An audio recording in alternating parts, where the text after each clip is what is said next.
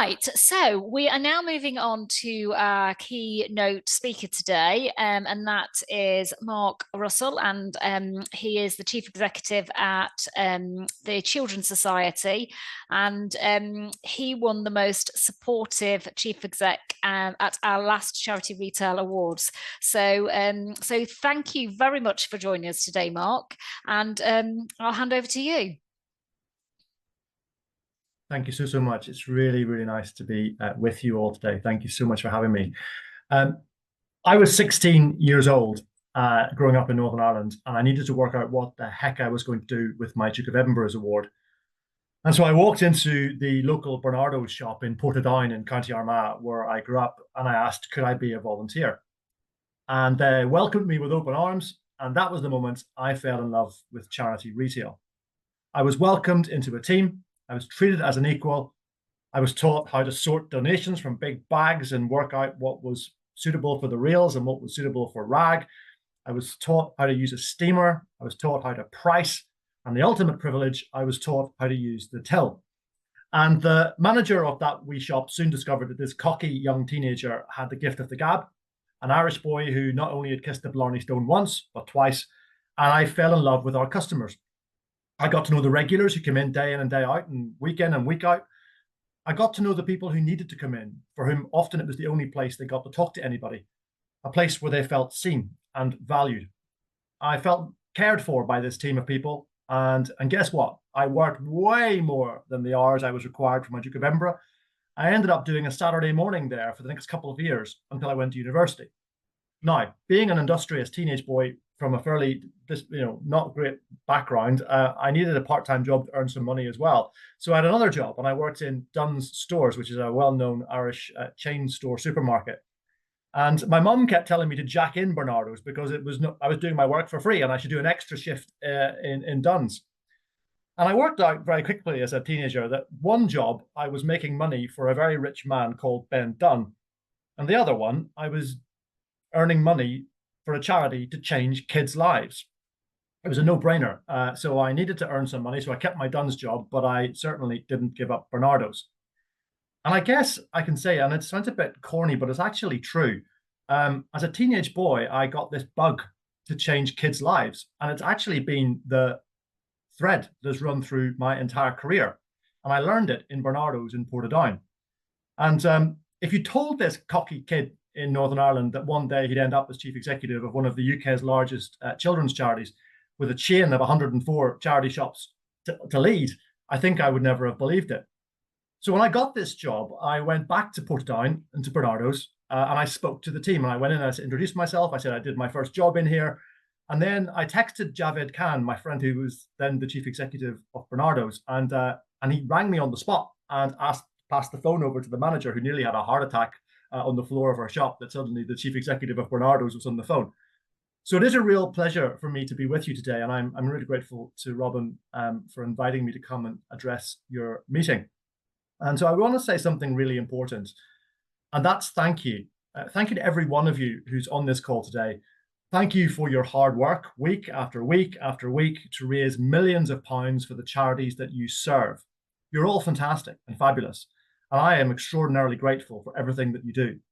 I know from Paul Tate, my brilliant colleague who's our retail director at the Children's Society, and I know from my whole colleagues across the retail team at our organization, how hard everybody works, how much innovation and creativity there is in the sector, and how you are committed to raise so many pounds, every pound you possibly can, to change the world for the better. So thank you so much. As a chief exec speaking to a bunch of our retail colleagues from across the sector, thank you so much. I do love charity retail, and I freaking love the retail team that we have at the Children's Society. I am so proud of them. We have 104 shops, about 230 staff, and about 2,000 volunteers who work across our network of shops across the country. I remember in my first week in this job, I went into our West Hampstead shop, and I met the brilliant manager who was there, who'd worked with us for quite some time, and his team of volunteers. And I asked a simple question. I pointed at a jumper, and I said, if I buy that jumper, where does the money go? And all color drained from his face, and he looked absolutely terrified. And he said that he really wasn't quite sure. And then he smiled at me and said, you're meant to know, you're the boss. I said, no, I do know where it goes. but you need to know where it goes. So if a customer asks you that question, you know. So, and let me be very clear, it ain't your fault you don't know. It's our fault you don't know. We need to be better at telling the story to all of our shops around the country of where every pound goes. I said, I promise you we will. And I suddenly realized at the end of my first week in this job that for many of our retail colleagues, they felt like they were in a separate business, in a separate organization. And so I made a decision at the end of my first week in this job that I've stuck to since, which is that we need to absolutely ensure that our retail team are fully integrated into every area of the Children's Society's life. So I do these sessions every month called Welcome to the Children's Society. They're for all our new staff who join. There's about 20, 25 people join every month on these calls. It's a chance to meet me. I think it's quite important when you join a new organization, you get to meet the chief exec, that I'm not just, somebody shrouded in cloud at the top of the organogram, or somebody who you just see emails from occasionally. It's important you meet me and hear me, you talk and have a chance to ask questions and build a relationship. And when I joined the organization, I discovered none of our retail team came to these calls. And I thought, this is crazy. And I asked the question why, and I was told they weren't allowed to come because it meant that it was taking them off the shop floor for an hour or so, and that wasn't a good use of their time. Now, as a chief executive, obviously you work in a very collaborative way and you want to be, a generous leader, but there are a couple of occasions in your career when you have to put the foot down and pull rank and say, no, I'm the chief executive and this is happening. So that was one of them. I simply said, no, I'm not having that. I want my retail colleagues on these welcome calls. And they do come every single month. And every month, there's usually 2 to 3 of our retail colleagues on those calls. And it's so important because on those calls are people who work with children, helping them with their mental health. On it are people who are supporting children who are being groomed by county lines criminals. Others are helping young people who are young carers. Others are supporting young people who are living in poverty and deprivation and desperate need. And it's really important for our retail team to meet those people and hear their story and be able to then say to the person who's buying the sweater tomorrow, guess who I met yesterday? One of our team who works in this, etc. But it also allows me to say to everybody else on the call, these guys are extraordinary. We've got 104 shops around the country. They're raising £1 million a month. I could not be more proud of them. And every pound you spend in the Children's Society, we spend in the Children's Society, about 35p of it has come from one of these shops. And it's really important we remember that. So every time we do these calls, it's a chance for me to celebrate the retail arm of our organization, but also help them be inspired by where their money goes. And it's been extraordinarily moving for me to get emails back from my retail colleagues saying how much they've enjoyed that session and how much they've gained a knowledge of where their money goes. But I also remember my mum telling me as a wee boy in Northern Ireland that love is spelled T-I-M-E. And so I make it a priority to be out and about, to visit as many shops as I possibly can, to meet as many people as I possibly can, and just say thank you. Thank you for what you do day in, day out. And what we do is we take a couple of days, maybe 2 or 3 at a time, and we blitz a region and we cover about 20 shops in that patch. And there are some people in other parts of the organization question if that's the right way for a chief exec to spend 3 days of their time. Darn right it is. It's so important. I remember walking into a shop in Norfolk, and Norfolk's, it's way over in the Far East. It's pretty much the end of the country where I went to. And I went to a shop where we have an extraordinary manager called Cheryl, and she's worked for the Children's Society for over 20 years. And I walked in the door and she said to me it was the first time ever that a chief executive had visited her shop in over 20 years that she'd worked for us. So just walking in the door, I'd made a statement which she'd remembered. When COVID hit and we had to close all our shops, as all of you had to do as well, it was a truly horrific time. And I remember doing a video message to our teams and saying that I had their back and that I didn't know how long we could pay people's wages because we didn't know how long we were going to have money, but we would pay them as long as we possibly could.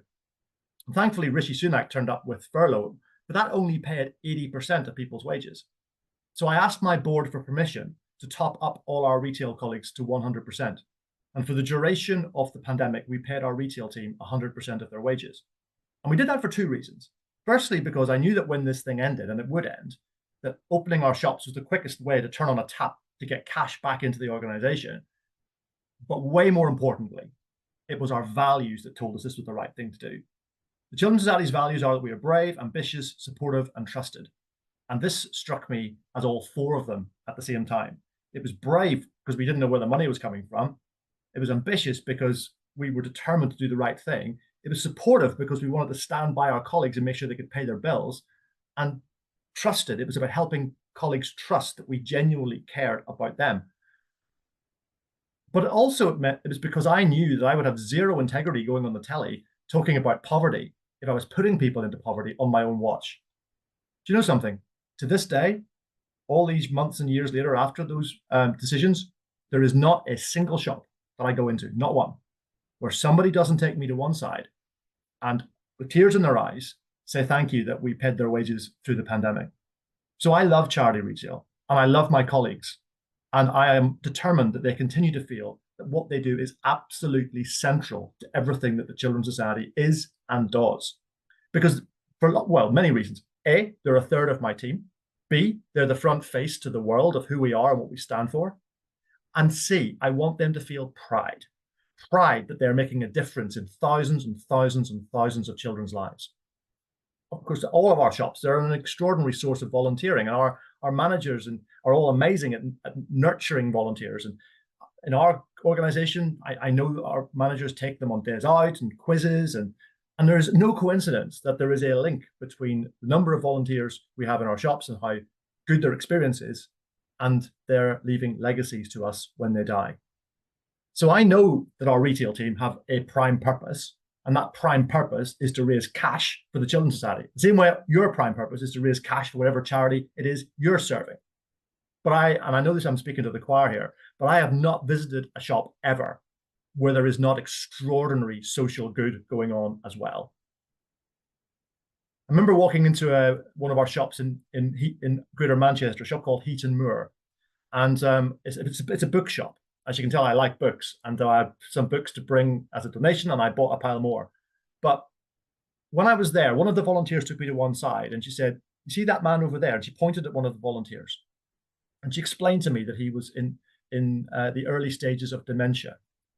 And she said to me that his wife had told her that he had said that if he couldn't have come here and be part of this team, he would just give up and would no longer think he had any purpose in life whatsoever. She said to my colleague, "This shop is keeping my husband alive."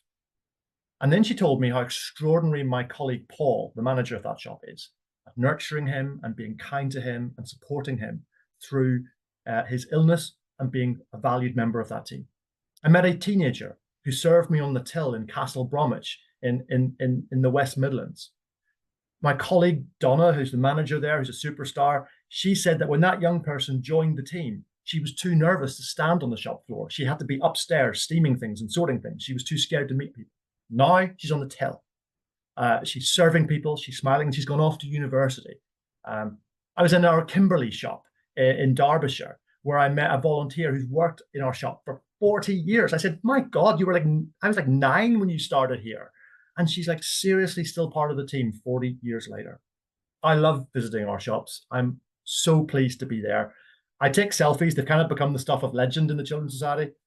And occasionally I cause a bit of trouble. I was in Chichester at a wedding, and I suddenly thought, oh, we have a shop in Chichester. And I Googled the address and turned up and walked in the door, and I nearly gave the manager heart failure. She said, "Oh my God, if I'd known you were coming, I would have done my hair." But wherever I go, I want to show our team that we love them. I did a day's volunteering in our shop in Chingford, and I was put on the till, and I couldn't work the damn till. And finally, this elderly customer, who must have been a fairly regular visitor to the shop, turned to the manager and goes, "Who the heck is he?"